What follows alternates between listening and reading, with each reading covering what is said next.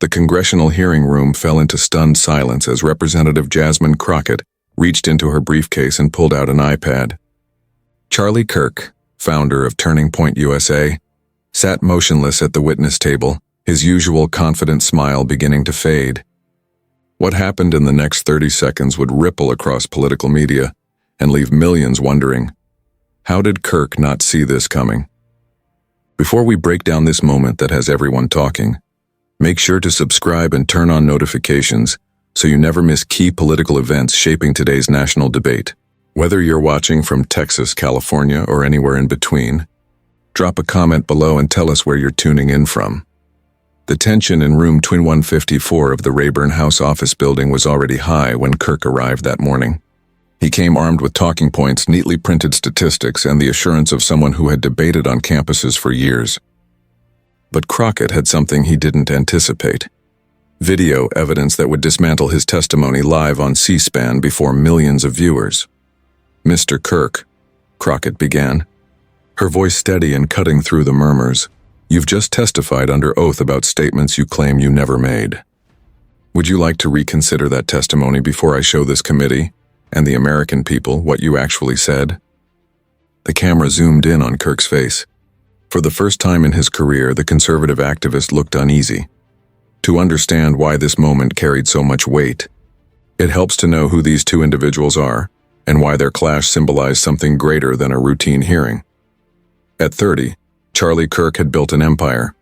As founder of Turning Point USA, he oversaw an organization active on over 3,000 college campuses. His daily podcast reached millions, and his social media following rivaled national networks. He had connections with former presidents and current senators. When Kirk spoke, conservatives listened. Having testified before Congress several times, he usually left unscathed, his sharp responses making him seem untouchable. He entered the hearing room in his trademark navy suit, hair perfectly styled, projecting the confidence of a man who had never lost a public debate. His organization had just announced record fundraising. Kirk expected another routine appearance to promote his message about conservative values in education, but across from him sat Representative Jasmine Crockett, not the opponent he was expecting. A first-term congresswoman from Texas's 30th district, Crockett had been in Congress barely 2 years. Yet her background as a civil rights attorney gave her a sharp edge. Known for thorough preparation and a near-photographic memory for inconsistencies, her staff called her the prosecutor. While Kirk was doing media rounds and podcasts, Crockett's team had been gathering something explosive. For 3 months, they compiled every public statement he made about education, campus speech, and student debt. They collected podcast clips, campus speech videos, media interviews, and even deleted tweets. What they uncovered could change everything. The stakes were immense. This hearing wasn't just about education, it was about truth in public discourse. The committee was examining the role of political organizations on college campuses. Kirk's testimony was meant to bolster Republican claims that conservative voices were being suppressed. But Crockett had found evidence suggesting Kirk's statements were false, potentially undermining years of his movement's narrative. The hearing streamed live on C-SPAN and YouTube, with major networks covering it and political commentators buzzing online. What began as a routine Wednesday session had turned into must-watch television. Staffers crowded the back rows, reporters filled every seat, and everyone sensed a major moment was about to unfold. Chairman James Comer had opened the hearing promptly at 10 a.m. The first hour was uneventful: opening remarks, procedures, standard questions. Kirk handled everything smoothly, even drawing laughs from Republicans with his practiced one-liners. He claimed Turning Point USA had never received foreign funding, coordinated with campaigns, or targeted professors for harassment. "We simply promote free speech and conservative values," he said confidently. "These accusations are entirely false. We have never engaged in the activities my critics describe." That's when Crockett leaned forward, adjusted her microphone, and began her questioning. The tone of the room changed instantly. Unlike others who had asked broad policy questions, hers were sharp and specific. "Mr. Kirk," she began, "just to confirm, you're testifying under oath that Turning Point USA has never created professor watch lists." Kirk smiled, thinking he knew the angle. "That's correct, Representative. That's a fabrication by left-wing media. Crockett nodded slightly, jotting a note. And you've never encouraged students to record professors without consent? Absolutely not, Kirk replied firmly. We respect the academic process. That's when Crockett reached for her briefcase. The sound of the zipper filled the now silent room. She pulled out her iPad, screen glowing. Cameras clicked. Even the committee members leaned forward. Mr. Kirk, she said calmly, I'll give you one more chance to correct your testimony. Have you ever, in any capacity, encouraged students to compile watch lists or record professors without their knowledge? Kirk shifted, jaw tightening. His counsel whispered something behind him, but he waved it off. Though he tried to remain composed, unease flickered in his eyes. Representative Crockett, he began. I've been clear. These are baseless accusations that... Yes or no, Mr. Kirk? She interrupted sharply. It's a simple question. No, I have not, Kirk said firmly, leaning into the mic. And I resent the implication. Then how do you explain this? Crockett replied, turning her iPad toward the committee display. With a tap, the screen behind her lit up. Gasps filled the room. A video began to play, Charlie Kirk, standing at a podium with the Turning Point USA logo clearly behind him. The date stamp showed it was from just 6 months earlier at a Phoenix conference. Kirk's recorded voice filled the room. We need warriors on every campus. I'm calling on you to document what these radical professors are saying. Record them. Create lists. We have a website for this purpose. Submit their names, their courses, their radical statements. We're building the most comprehensive database of leftist indoctrination in American history. The real Kirk at the witness table went pale, gripping the edge of the desk. His counsel scribbled notes furiously, but Crockett wasn't done. Should I continue, Mr. Kirk? She asked. Because there's more. She tapped again. A new video appeared, this time from Kirk's own podcast recorded just 3 weeks earlier. The Professor Watch List is one of our greatest accomplishments, the recorded Kirk said proudly. We have over 3,000 professors listed. Students send recordings daily. Some call it McCarthyism, I call it accountability. The room erupted. Representatives shouted over one another as Chairman Comer banged the gavel, calling for order. Photographers clicked away rapidly, their cameras firing like constant bursts. At the back of the room, reporters typed frantically on their phones, sending live updates to their outlets. Kirk tried to speak, but his microphone had been muted amid the commotion. His face flushed red, a sharp contrast to the calm, confident look he had worn earlier. His attorney stood, signaling to the chairman and gesturing for attention, but Representative Crockett remained composed, sitting back with her hands folded.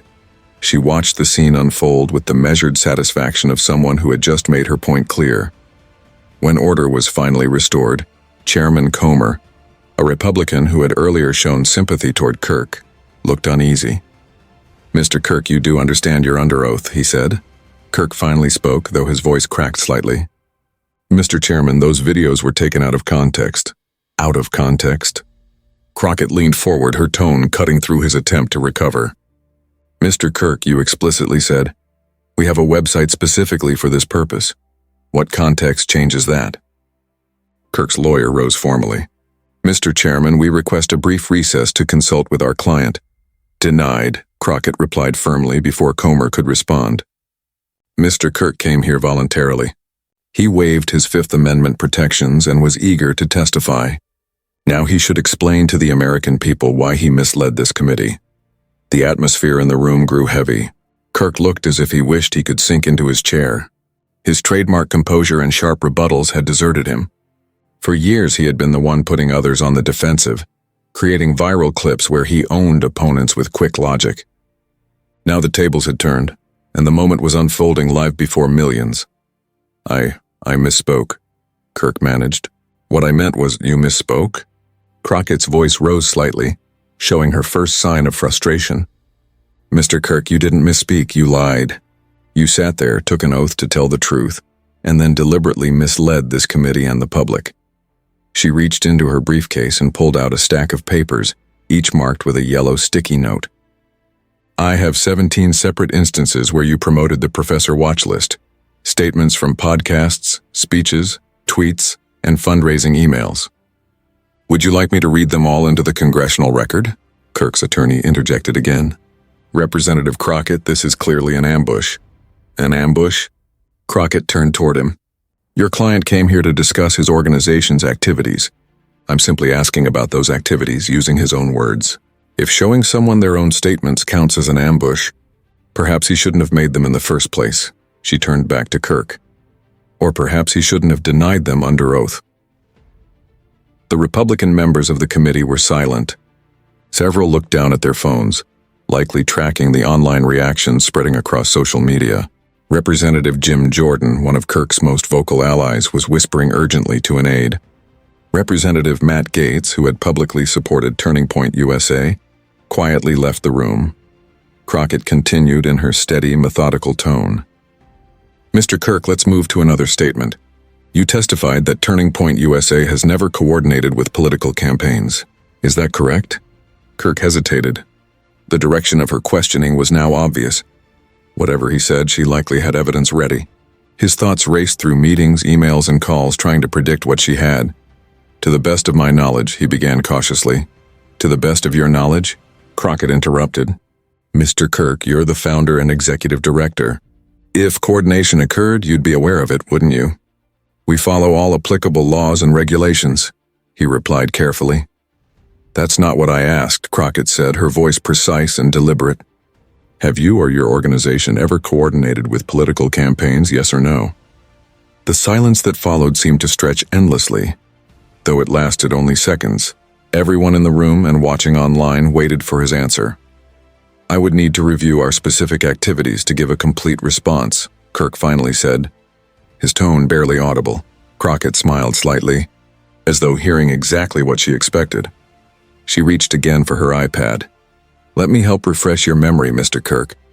What came next would become one of the most replayed moments in congressional hearing history. Crockett tapped the screen, and the display behind her lit up with an email thread. The from field showed Charlie Kirk's official Turning Point USA email address. The to field included multiple campaign officials. The subject line read, Coordinated Campus Strategy for November. Mr. Kirk, do you recognize this email? Crockett asked calmly. Kirk's face turned from red to pale. His attorney stood again, addressing the chairman directly. Mr. Chairman, we need to understand how Representative Crockett obtained private correspondence. These emails, Crockett replied evenly, were provided by a whistleblower within your organization. Someone concerned about the false statements made to Congress and to the public. All materials have been verified and authenticated, she turned back to Kirk. Now, Mr. Kirk, in this email dated October 15th of last year, you wrote, we need to coordinate our campus activities with the campaign schedule. I'll have our students ready for each rally. Same playbook as 2020. End quote. Does that refresh your memory about coordination? Kirk opened his mouth, then closed it again. No words came out. For someone known for quick comebacks and confident debate skills, his silence was striking. Let me show you another one, Crockett continued, swiping to a new document. This is a text message exchange between you and several campaign officials. You wrote, quote, our 501c3 status is just for tax purposes. We all know what we're really doing here, end quote. The hearing room erupted again. This wasn't just evidence of misleading Congress, it hinted at possible tax fraud, campaign finance violations, and even conspiracy. The implications were enormous. Turning Point USA's tax-exempt status allowed it to collect millions in donations. If the organization had been functioning as a campaign operation, that would be a federal crime. Republican Representative Nancy Mace, who had been silent until that point, finally spoke. Mr. Kirk, these are very serious allegations. Do you have any explanation for these communications? Kirk turned toward Mace, searching for support from an ally, but her expression was firm, disappointed even. She had previously supported Turning Point and spoken at its events, but now she appeared to feel misled. Representative Mace, Kirk began, these messages are being presented without full context. Then provide the context, Mace replied sharply. We're listening. Kirk looked to his attorney, who gave a reluctant nod. Damage control had begun, though the damage was already done. The coordination mentioned in those messages, Kirk said cautiously, was about scheduling, making sure our educational events didn't overlap with political rallies. It was logistical, not campaign-related. Crockett gave a short, restrained laugh. Logistics? Mr. Kirk, I have 73 more exhibits. Would you like me to go through each one? Because I have emails discussing voter targeting, records of fund transfers, and recordings of you telling donors their contributions were actually supporting electoral efforts. She pulled out a thick folder and placed it on her desk with a soft thud. This isn't about logistics, Mr. Kirk, it's about fraud. You've been operating a political organization under the guise of an educational nonprofit, accepting tax-deductible donations under false pretenses and then lying to Congress about it. Camera operators captured every angle. Crockett's composed expression, Kirk's unsettled look, and the shocked faces of committee members. Online, Charlie Kirk was already trending worldwide. Clips of Crockett's questioning were being shared thousands of times per minute. Kirk made one final attempt to defend himself. Representative Crockett, Turning Point USA, has educated millions of young people about conservative principles by lying to them. Crockett cut in. By using them as unpaid campaign workers under the guise of education. By compiling lists of professors you disagree with? What lesson are you teaching them, Mr. Kirk? That dishonesty is acceptable if it serves your political agenda. She gathered her papers as she continued speaking. You came here today to present yourself and your organization as victims, as defenders of free speech supposedly targeted by the left. But what we've revealed today is that you are not a victim, Mr. Kirk. You're a fraud. You've lied under oath.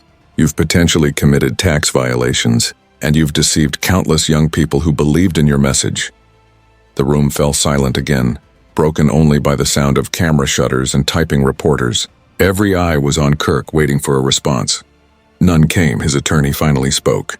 Mr. Chairman, given these new developments, we request that Mr. Kirk be allowed to invoke his Fifth Amendment rights for any further questions. Chairman Comer looked uneasy but nodded. That is your client's right, Counselor. Crockett wasn't finished. Of course, Mr. Kirk can invoke the Fifth, she said evenly. But let's be clear about what that means. It means he is refusing to answer because his truthful responses could incriminate him. The American people can decide for themselves what that says about his earlier testimony. She turned to Kirk once more. You built an empire claiming to fight for truth on college campuses. But today, the truth caught up with you, and it was all recorded, just as you encouraged your followers to record their professors. Ironic. That moment would go down in congressional history. Photos of Kirk's stunned expression quickly became viral memes. Crockett's detailed dismantling of his statements would later be cited as a case study in political communication and legal analysis. But in that moment, the room was silent, heavy with the significance of what had just occurred. Chairman Comer cleared his throat. Mr. Kirk, do you have anything else you'd like to add to your testimony? Kirk's attorney responded for him. Mr. Kirk will be invoking his Fifth Amendment rights for all remaining questions, Mr. Chairman. Understood, Comer said, his disappointment clear. He had personally invited Kirk as a witness, a decision that now seemed regrettable. Representative Crockett, do you have any final questions? Crockett stood organizing her documents with deliberate composure. Just one more thing, Mr. Chairman, she said, turning to face Kirk one last time. Mr. Kirk, you've built a career out of debating college students, creating viral clips where you ridicule young people who challenge conservative viewpoints. You've called them snowflakes and claiming they can't handle facts or logic. But today you faced facts, your own words, your own emails, and your own contradictions. And it appears that under real scrutiny, you're the one who couldn't stand the heat. Her tone was calm but final. Crockett hadn't just challenged Kirk, she had completely exposed him. The illusion of control was gone. His credibility lay in full view for everyone to see. I yield back the remainder of my time. Mr. Chairman, she said, taking her seat. The hearing room remained silent for several seconds, the weight of what had just occurred sinking in. Then a low murmur spread through the chamber. Reporters rushed for the exits to file their stories, while congressional aides hurried to brief their representatives. The political landscape had just shifted, and everyone wanted to be the first to cover the fallout. Kirk sat at the witness table, noticeably smaller than when he'd entered hours earlier. The empire he had built, based on debate victories, viral videos, and the image of intellectual dominance, had collapsed in less than an hour. The once confident critic had become the subject of intense scrutiny, and his opponents were unrelenting. But the true consequences were only beginning to unfold. In the coming hours, This hearing would evolve from a personal embarrassment into a full-scale political crisis, one that would shake the conservative movement and end several careers. Within minutes of Crockett's questioning, the political world exploded. The hashtag #Charlie Kirk shot to #1 worldwide on Twitter.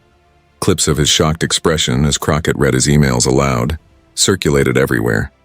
The memes arrived instantly. His confident arrival photo paired with his defeated exit.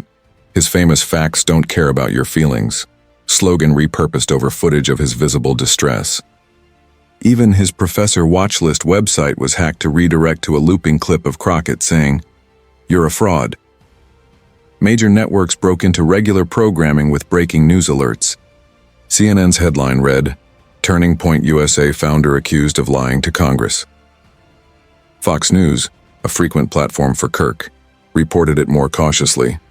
Congressional hearing turns contentious. MSNBC was blunt.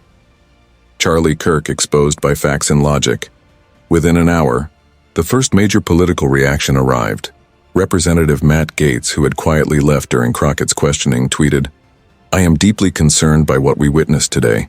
I have instructed my staff to review all interactions with Turning Point USA. The American people deserve honesty from those who claim to defend it." This was significant. Gaetz had been one of Kirk's strongest allies, frequent speaker at Turning Point events and vocal supporter on social media. His public distancing was a clear signal that the tide was turning. More Republicans soon followed. Senator Josh Hawley's office issued a statement saying, "The allegations presented today are serious and warrant immediate investigation." Representative Marjorie Taylor Greene, initially attempting to defend Kirk, deleted her post after a wave of backlash from her own followers, who felt betrayed by what they saw as clear deception. By 3:01 p.m., just 5 hours after the hearing, 3 major developments were already underway. First, the IRS announced an official investigation into Turning Point USA's tax-exempt status. The evidence presented by Crockett indicated possible large-scale violations of 501c3 nonprofit regulations. If proven, the organization could lose its nonprofit status and owe millions in back taxes and penalties. Second, a coalition of Turning Point USA chapter presidents from multiple universities released a joint statement. "We joined this organization believing in its mission to promote conservative values and free speech. Today we learned that trust was misplaced.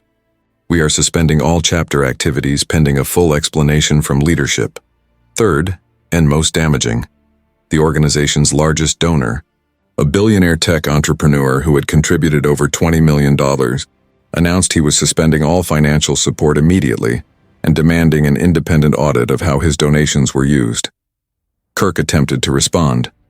At 4:00 p.m., he posted a video across his social media channels. He appeared visibly exhausted, his usual composed appearance replaced by messy hair and a wrinkled shirt.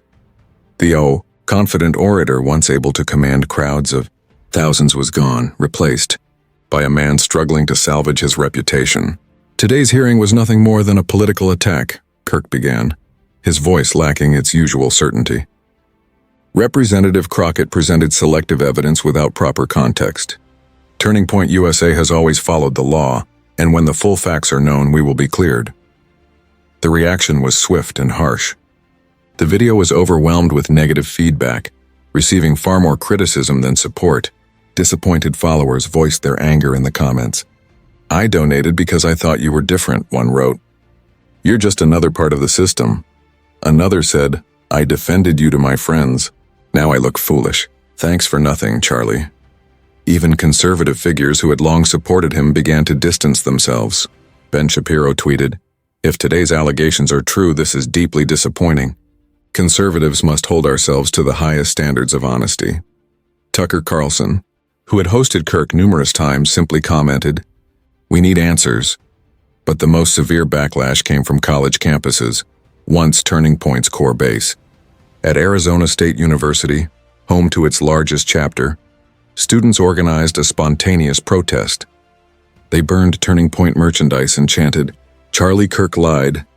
Truth died." The ASU chapter president resigned publicly, saying in a statement that he felt used and misled. At Liberty University, the Christian institution where Turning Point held significant influence, Administrators announced they were re-evaluating the group's campus status. We cannot partner with organizations that may have engaged in deceptive practices, the statement read. For a conservative group to risk losing access to liberty, university was unthinkable, a development that would have seemed impossible only days earlier. Meanwhile, Representative Jasmine Crockett had become an overnight national figure.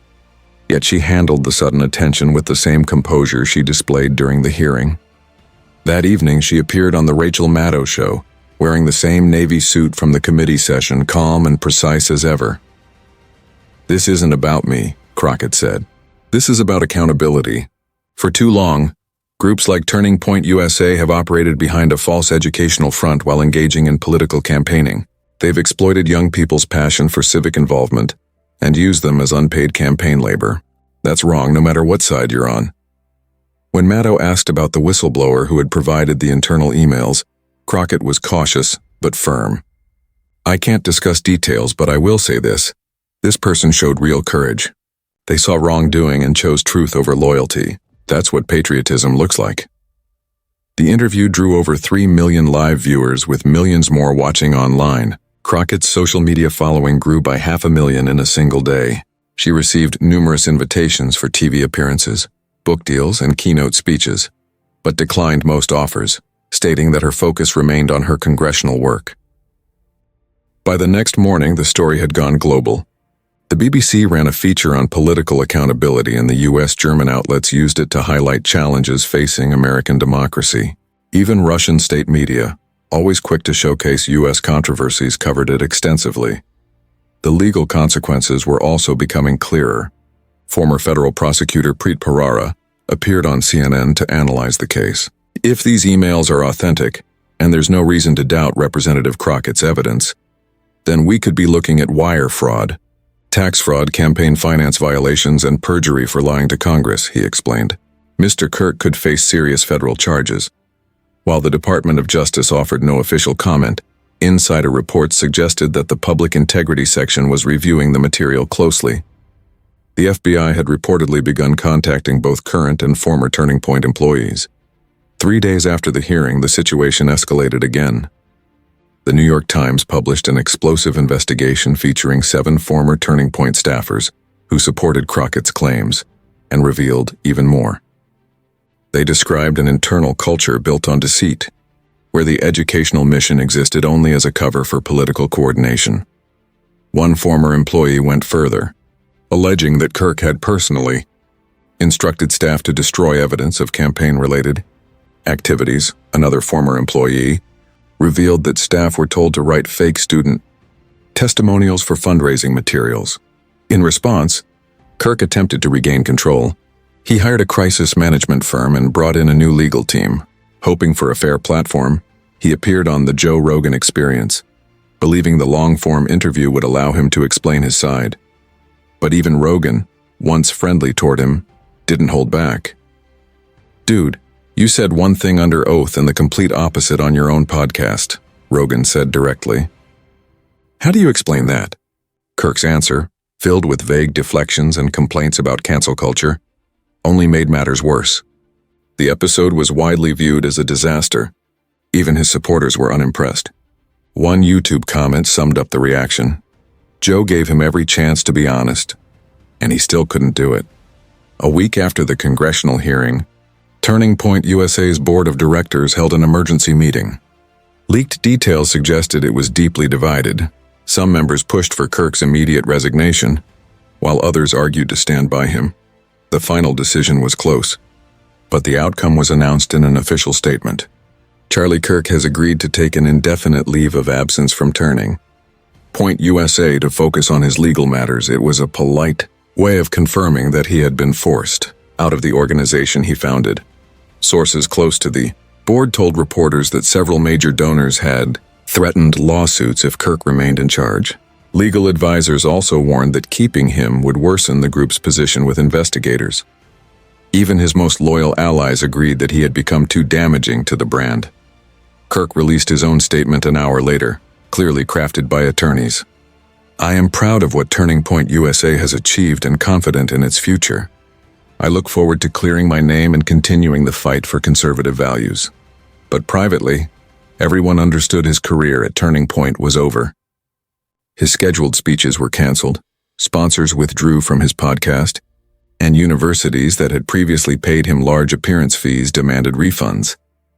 The broader conservative movement also felt the impact. Other right-wing student groups rushed to distance themselves from Turning Point's methods. The College Republicans' National Committee even issued new guidelines banning the same types of activities Kirk had been accused of. Conservative donors, once generous, announced they would now require strict transparency from all organizations seeking funding. Some tried to downplay the fallout, claiming Kirk was just a single bad actor and didn't represent the movement as a whole, but others saw it as a wake-up call. Conservative writer David French published an editorial titled, "The Charlie Kirk Scandal Should Be a Wake-Up Call," arguing that the movement had prioritized style over substance and viral moments over meaningful persuasion. On the political left, reactions were mixed. There was celebration but also restraint. Progressive organizers warned against complacency, pointing out that the structure Kirk built still existed. The chapters are still active. The donors are still there. The anger that fueled it all hasn't disappeared. One activist told The Nation, Kirk was a symptom, not the disease. For Representative Jasmine Crockett, the experience transformed her from a little-known freshman congresswoman into a national figure.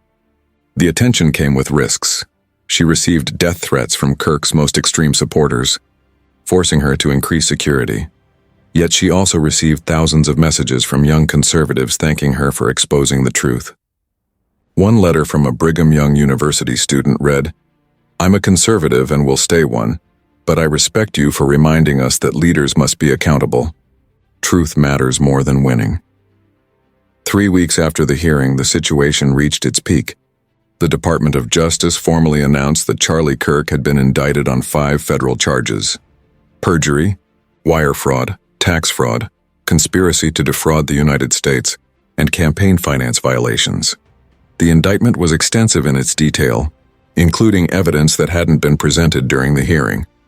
Investigators uncovered deleted emails, secret bank accounts, and a web of shell companies built to disguise the real operations of Turning Point USA.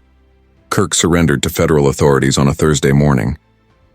Images of him in handcuffs dominated national news.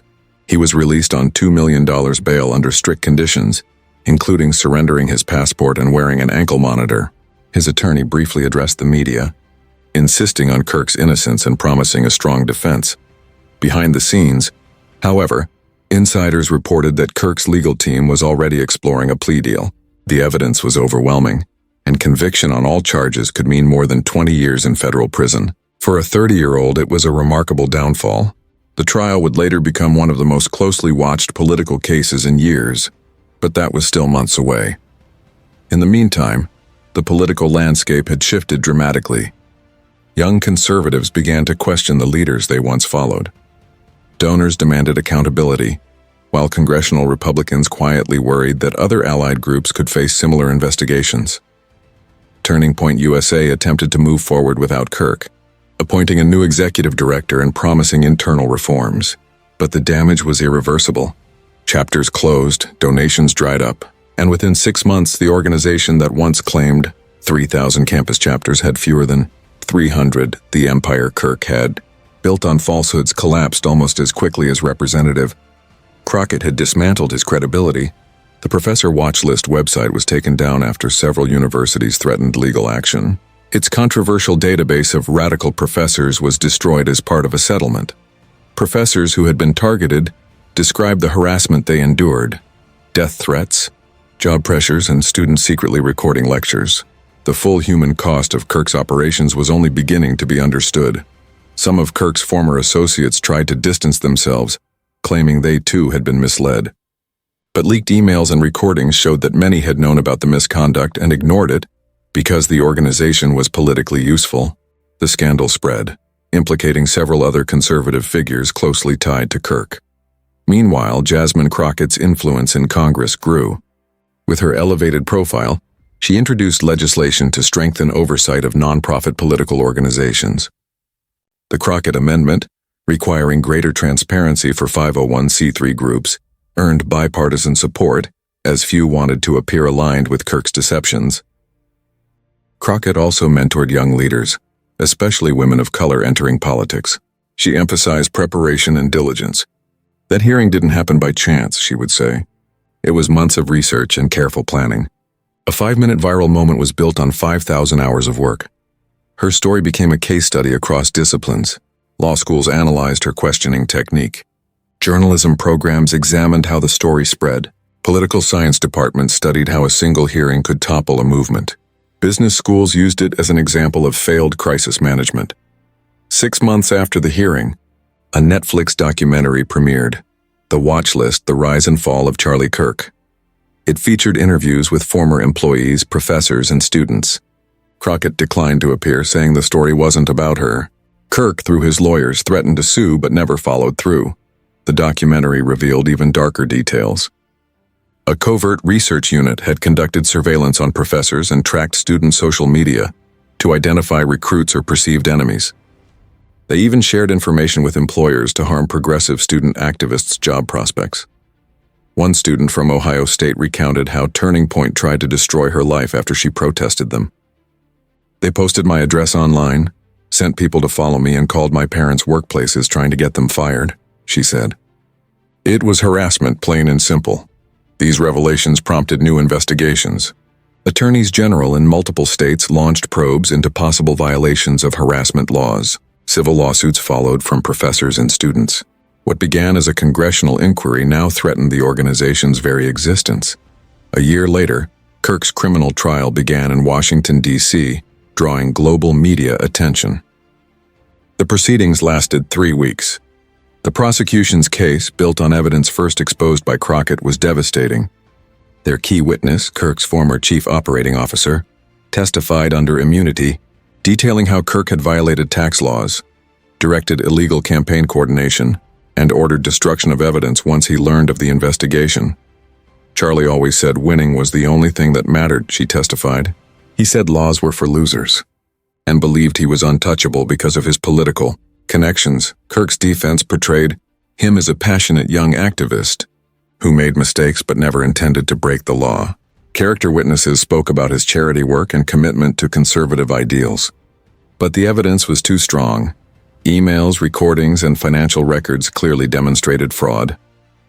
After 2 days of deliberation, the jury returned a unanimous verdict: guilty on all counts. Kirk stood motionless as the verdict was read. His parents wept and his few remaining supporters sat in silence. 6 weeks later, the sentencing took place. The judge, a Reagan appointee expected to show leniency, delivered a harsh rebuke. Mr. Kirk, you had every advantage, talent, opportunity, and influence. Yet you chose deceit and corruption. You exploited young people's trust and attacked educators simply for doing their jobs. Kirk was sentenced to 87 months in federal prison, 7 years and 3 months. For someone once at the height of influence, it was complete ruin. Turning Point USA was dissolved soon after, its assets used to settle lawsuits. Other conservative youth groups implemented strict compliance programs to avoid a similar fate. Progressive organizations, empowered by the outcome, intensified oversight efforts of their counterparts. 2 years later, Crockett spoke at Harvard Law School, reflecting on the case. That hearing wasn't about party politics, it was about truth. No one, no matter their power or platform, is above the law.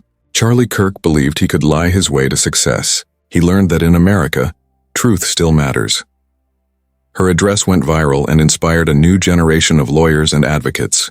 The Crockett method, a term for meticulous preparation and clear evidence-based questioning, became part of legal training nationwide. From prison, Kirk tried to remain relevant. He wrote a book claiming political persecution by the deep state, but it sold poorly. His podcast was discontinued, and his once massive social media following dwindled to a few thousand loyalists sharing conspiracy theories. Some of his former staff sought redemption, turning whistleblower in other investigations or leaving politics entirely. The scandal permanently changed how youth political groups operated. Targeted professors had mixed experiences. Some received apologies. Others still faced threats. Several wrote books and essays on academic freedom and political intimidation. New university policies protected educators from coordinated harassment. States even passed laws banning secret recordings in classrooms, the so-called Kirk rules. 5 years after the hearing, Jasmine Crockett was elected to the U.S. Senate. Her interrogation of Kirk remained her defining moment. In her victory speech, she said, "We cannot allow lies to thrive simply because they come wrapped in patriotism. Truth is not partisan. It's the foundation of democracy." Kirk was released from prison after 5 years for good behavior, returning to a world that had moved on. His attempts at a comeback, a new podcast and speaking tour failed quickly. He eventually took a low-profile job under another name, away from public life. The final irony came when a professor once featured on his watch list wrote, "Truth and Consequences, the Charlie Kirk story," which became a bestseller. She donated all proceeds to academic freedom initiatives, writing, "Charlie Kirk chose power over principle, lies over truth." His story is a warning of what happens when we abandon honesty for victory. The book ended by recalling the moment in that congressional hearing when Jasmine Crockett, armed with evidence and an iPad, changed American politics. It proved that preparation could defeat bluster, that facts could overcome falsehoods, and that one determined person could dismantle an empire built on deceit. The lessons echoed for years.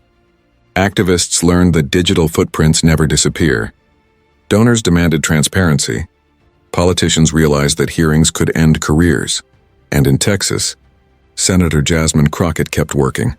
Her iPad, once used to expose Charlie Kirk, displayed proudly in her office as a reminder that in democracy, truth remains the most powerful weapon.